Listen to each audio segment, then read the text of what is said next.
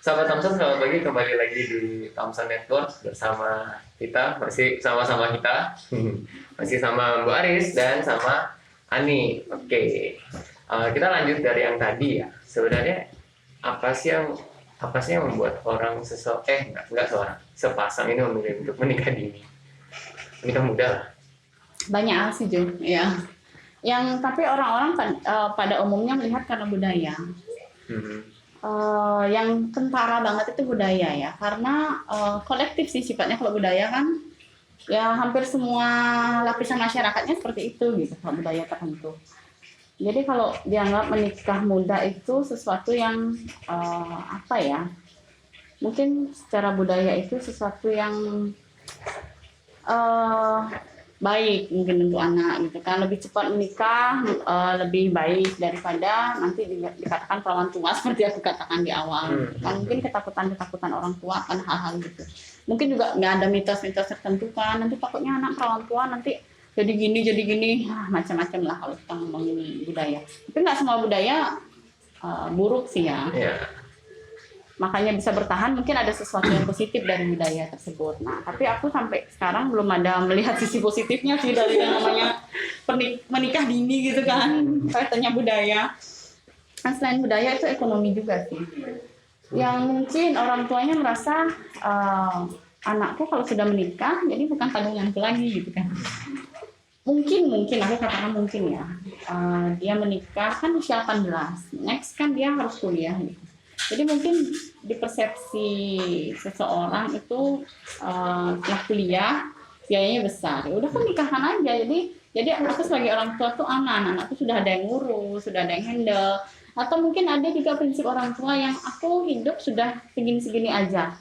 Aku berharap aku nikahkan anakku, aku berharap hidupnya lebih oke, lebih baik secara finansial gitu kan.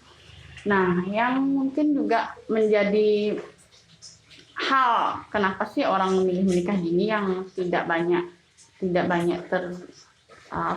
muncul itu adalah pola asuh sih ya, kalau kita bahas dari sisi psikologis. Loh, kenapa gitu kan, kok pola asuh dibawa-bawa gitu kan ya. Yang kita tahu pola asuh itu kan ada 3 ya, ada yang otoriter, ada yang demokratif, ada juga yang permisif. Nah, demokratif ya udah pasti menurutku oke ya gitu. Yang mungkin masalahnya di sini adalah yang permisif dan otoriter. Jadi yang permisif itu ya si anak diberikan kebebasan yang sebebas-bebasnya. Papa mama sibuk cari uang gitu. Ya udah kamu silahkan, kamu udah besar loh, silahkan urus dirimu, mama papa kasih uang. Yang anak-anak butuhkan enggak cuma uang kan ya. Ini Ani pun saat ini dalam proses itu. Benar sih remaja itu adalah ke self, ke aku gitu. Tapi aku butuh dukungan orang tua juga gitu kan. Ya aku butuh bisa ngobrol sama orang tua, butuh sampai rumah entah itu aku dipeluk atau aku ditanya gimana sekolahmu hari ini, menyenangkan atau enggak kan gitu kan ya. Tapi ada orang tua yang aku nggak tahu antara orang tuanya yang terlalu gimana atau si anaknya yang merasa kurang nyaman gitu loh. Oke, kadang-kadang tuh mungkin orang tua ngasih perhatian tapi anaknya nggak terlalu kayak aku nggak nyaman sama yang ini. Ani gimana tuh? Maksudnya ya, ngerti kan maksudnya? Iya. Mungkin dari sisi anaknya yang kurang terbuka atau dari sisi orang tuanya yang kurang terbuka ke anaknya, sehingga anaknya tuh kurang nyaman sama orang tuanya. Jadi lebih baik sama-sama terbuka cerita gitu sih kalau menurut Ani, biar orang tua juga tahu gimana sifat anaknya gitu. Soalnya kan kayak gini kan kayak tanya banget ke pola asuh kan. Karena kalau pola asuh permisif ya udah dibiarin aja gitu kan ya, bahasa sederhananya. Pada akhirnya yang anak ini butuhkan cinta, dia dapatnya di pasangan gitu. Dapatnya di pasangan, akhirnya kayaknya aku klik banget deh sama kamu gitu. Kayaknya pas banget deh sama kamu. Ya udah deh kita nikah aja deh gitu. Akhirnya atau mohon maaf nih, karena sudah melakukan hubungan seksual, akhirnya dia hamil gitu. Tapi aku udah klik juga, ya udah nikah aja deh, tanpa memikirkan banyak hal di belakangnya yang harus dipersiapkan sebenarnya. Nah kemudian yang dari otoriter, kalau asuh otoriter juga gitu, saking orang tua yang mengambil keputusan, saking orang tua yang kayak mendominasi, akhirnya anak tidak mampu mengambil keputusan sendiri. Jadi mau nak mau, papa atau mama bilang kamu harus A ya A. Papa bahagia ketika kamu Melakukan A. melakukan A, benar. Jadi mau nak mau tidak ada yang namanya apa ya, kayak timbal balik, komunikasi timbal balik bahwa pak aku nggak suka ini, aku nggak mau ini, udah nak mau kamu harus mau gitu misalkan. Pada akhirnya ya seperti yang sebelumnya, akhirnya cinta itu mungkin itu ekspresi cinta orang tua ya, cuma mungkin kurang tepat. Akhirnya cinta yang anak harapkan itu tidak seperti itu. Yang lalu gitu kan, lalu dia dapatnya di pasangan. Akhirnya pasangan ini kok memberikan aku apa ya, kayak kesempatan untuk membuka diri, kesempatan untuk mengambil keputusan gitu. Akhirnya aku kok lebih nyaman sih sama pasanganku. Ya udah deh kita nikah aja deh gitu. Karena terkadang karena ego ya remaja menurutku, karena memang dalam level itu ya remaja itu egonya kan besar ya. Jadi ketika dia merasa ya udah deh aku udah serak ya sama ini gitu kan. Ya udah kita jalan aja deh gitu, tanpa dia tahu bahwa sebenarnya dia mencoba keluar dari satu masalah, masuk ke masalah lainnya. Dengan gitu. kesini, tapi dia nggak tahu ada masalah. Menikah kan bukan penyelesaian, ya menikah bukan solusi benar. Malah menikah itu harus sebuah, aku nggak berani bilang masalah sih, maksudnya, ngeri banget sih menikah ya. Maksudnya menikah tuh pengorbanan, bukan masalah ya. Menikah tuh pengorbanan. Menikah itu memahami perbedaan, bukan cuma tahu, tapi paham. Ya kalau kita cuma tahu, oh dia orangnya gini, aku orangnya gini, tahu. Tapi ketika dia melakukan suatu tindakan itu, aku tuh paham dia melakukan itu karena apa, aku melakukan ini karena apa gitu. Itu sih menurut gitu. Oke. Dari pola asuh ya. Berarti ini kaitannya masih di dalam rumah kan? Iya. Kan kalau di luar rumah, aku mau nanya, ini spesifik kan? Okay. Ya, kita kan orang-orang rumah kok ya. Ani, aku notice beberapa hal. Pertama dari pendidikan sama lingkungan.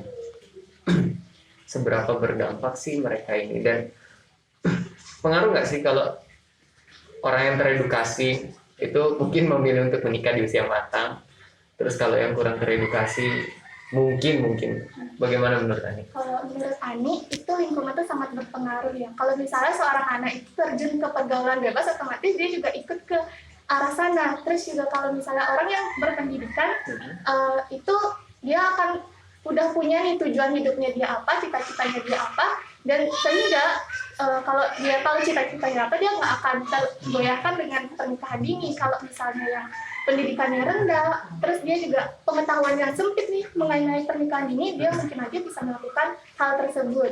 Jadi menurut Ani juga kenapa orang-orang banyak melakukan pernikahan dini itu mereka menganggap pernikahan ini itu sebagai jalan keluar untuk lari dari kesulitan. Balik lagi ya, jalan keluar dari sebuah masalah. Padahal itu sebenarnya kan nggak baik, dan itu bukan satu-satunya solusi untuk menyelesaikan permasalahan gitu sebenarnya. Oke, aku punya satu pertanyaan. Ini yang membuat aku juga cukup resah kan. Aku mau nanya ke Ani. Sekarang banyak selebgram ya, orang yang nggak pernah muncul di dunia. Katakan kalau dulu tuh orang harus ngikut kayak ekstravaganza atau apa gitu kan. Habis itu pelan-pelan dia meningkat. Sekarang kayak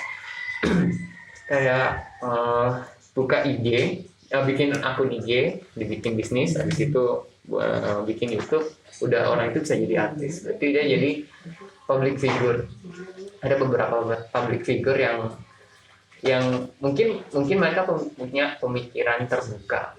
Pemikiran terbuka itu agak beda dengan pemikiran kita Indonesia yang cukup konservatif sebenarnya. Nah, dan ketika mereka melakukan sesuatu hal yang di luar norma dan nilai budaya kita, mereka bilang itu pemikiran terbuka dan menjustifikasi itu kalau itu benar. Oke, aku mau nanya Ani, karena itu kan urusannya sama generasi kita. Iya.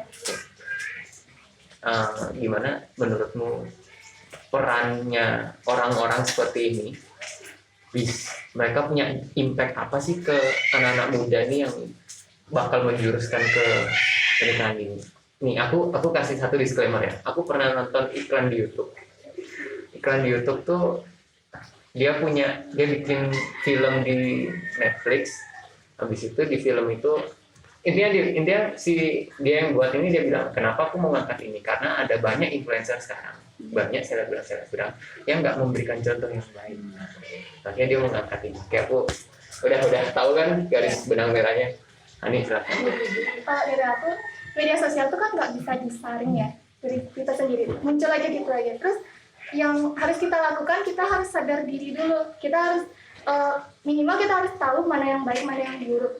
Terus juga kalau misalnya ada nih selebgram yang mencontohkan yang tidak baik, terus kita nih mulai terpengaruh.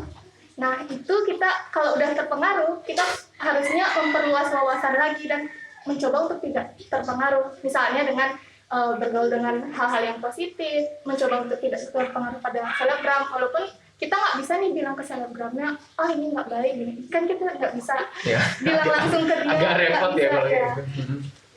Untuk itu dari kitanya sendiri sih yang harus sadar dan tahu bahwa ini tuh buruk dan lain sebagainya. Kayak gitu sih. Berarti balik lagi kan, kitanya juga harus saring-saring juga, harus nggak kita boleh saring. langsung nyaplok semua Iya, kan. nggak boleh langsung gitu. Oke, Bu Aris itu peranan besar sebenarnya kalau di orang tua, di lingkup keluarga maksudnya, bukan media sosial dan lain-lain. Bagaimana itu? Sebenarnya ujung-ujungnya ke keluarga lagi sih ya. Jadi maksudnya ke pola asuh lagi sih. Kualitas anak itu kan ditentukan oleh pengasuhnya ya. Aku nggak katakan orang tuanya, karena belum tentu yang ngasuh orang tua kan.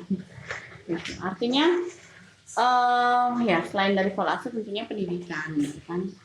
Jadi artinya ketika anak itu di rumah sudah kita ajarkan nih, oh ini norma tertentu, oh ini kamu enggak, artinya kita juga sebagai orang tua yang kontrol seberapapun besarnya pengaruh lingkungan itu, kalau dia memang dari awal sudah oke ya, maksudnya contohnya gini, jadi ketika kita teman-teman mungkin anak-anak ya yang pengaruh ke narkoba dan sebagainya, kalau dalam keluarganya ada komunikasi yang baik, terbuka gitu kan, artinya ketika dia ada masalah, logikanya gini, orang narkoba itu kenapa sih? Gitu. Ada masalah. Orang memilih untuk minum minuman keras mungkin selain happy itu kenapa sih? Ada masalah. Orang mungkin menikah muda, kenapa sih? Ya mungkin ada masalah di keluarganya sehingga dia merasa tidak nyaman di sana. Karena ujung-ujungnya keluar dari keluarga itu karena ada masalah gitu kan. Nah, loh kok bisa masalah dalam keluarga solusinya di luar? Masalah dalam keluarga harusnya solusinya di keluarga gitu. Iya, benar. Nah, maka dari itu ketika keluarga kita kuat, ya kuat baik itu secara norma, baik itu secara agama dan sebagainya, gitu, secara pola asuhnya yang tepat, menurutku tidak akan ada masalah untuk keluar ini gitu. Jadi benar-benar ada kedekatan dengan orang tua, ada komunikasi yang positif, komunikasi dua arah. Jadi tidak yang kamu anak papa mama harus A adalah A, tidak, itu ada komunikasi yang menyenangkan.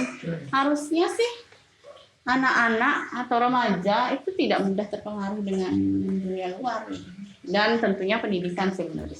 Bukan berarti orang yang tidak berpendidikan itu nggak oke ya. Iya, benar. Maksudnya semakin orang berpendidikan, kenapa aku bilang semakin terbuka pikirannya?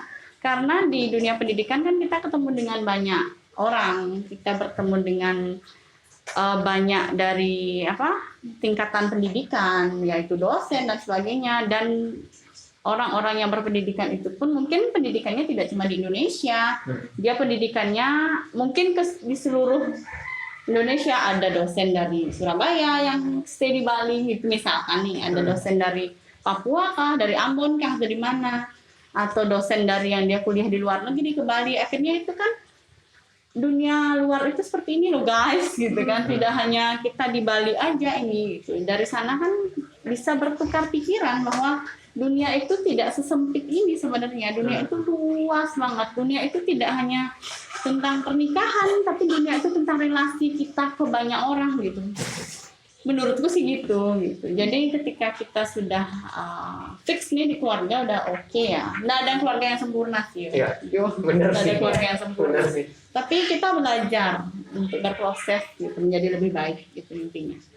Nanti ketika keluarga sudah oke kuat dan ya menurutku dunia pendidikan lah gitu. Tapi kalaupun ada banyak orang-orang yang mungkin tidak berpendidikan tinggi tetapi pergaulannya malah luas gitu. Ya itu juga menurutku bisa menjadi cerminan kita juga sih sebenarnya gitu. Itu sih menurutku. Oke. Nah, pernikahan yang idealnya yang seperti apa nih? Kalau aku bilang ideal itu